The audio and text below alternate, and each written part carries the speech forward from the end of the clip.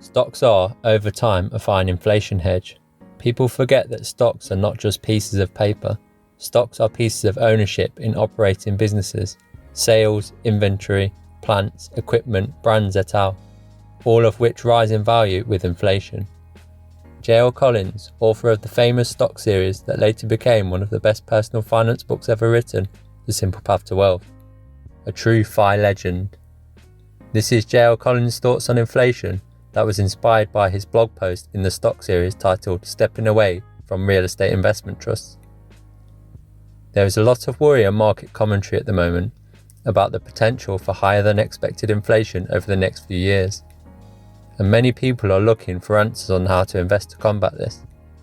JL says that over the long term your stocks will do just fine, and looking at these charts, first of the historical relentless rise of the Dow Jones Industrial Average from 1900, and then at this one showing the UK FTSE All-Share Index inflation adjusted returns from 1694 to 2008.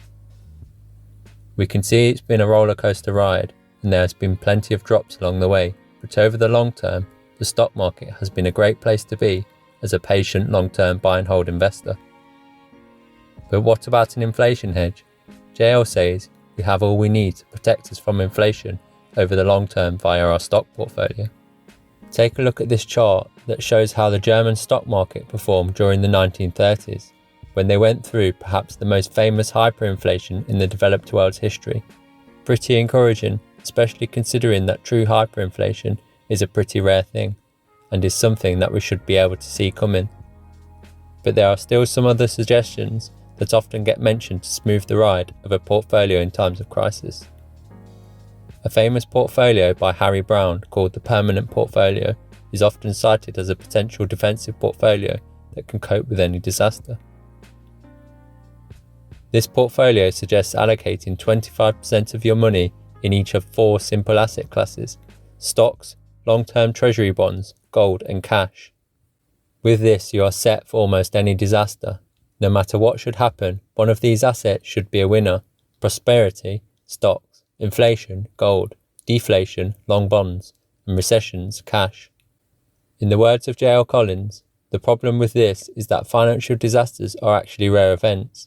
Structuring a portfolio focused on disaster carries a very high cost in lost opportunities when times, as there most often are more normal and prosperous.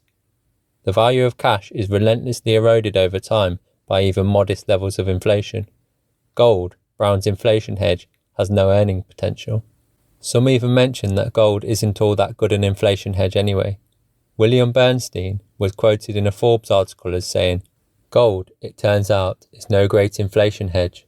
In serious inflations, it behaves like any real asset, keeping pace with CPI but little more, which also means you need a lot of it to do you any good. Commodity producers, it turns out, have worked better. The cheapest solution is to hold an internationally diversified stock portfolio so that rampant inflation in the US can be offset by more stable returns from foreign stocks. A long-term fixed-rate mortgage tied to a house, not purchased in a bubble, will also offer an offset. Finally, there are inflation-protected bonds, TIPS, for those who want them. I would imagine that most people watching these videos are already investing in low-cost broad-based index funds, so already own the commodity producers through their index funds. If they invest in a global portfolio, then even better according to Bernstein. TIPS, or inflation-linked government bonds as they are called in the UK, currently pay low interest, which makes them a very expensive inflation insurance in the current market climate. Another interesting idea is owning a house with a long-term mortgage, as in effect you are shorting the local currency, which is one of the best parts when owning real estate, as inflation erodes the real value of your debt over time. Just ask your grandparents how much their mortgage was on their first house, probably an amount that could be put on a credit card in today's money. So there we have it, some food for thought to try and offer some perspective in amongst the current media hysteria and doomsday market commentary. To finish with the wise words of the legend that is Jack Bogle, the winning formula for success in investing is owning the entire stock market through an index fund and then doing nothing, just stay the course.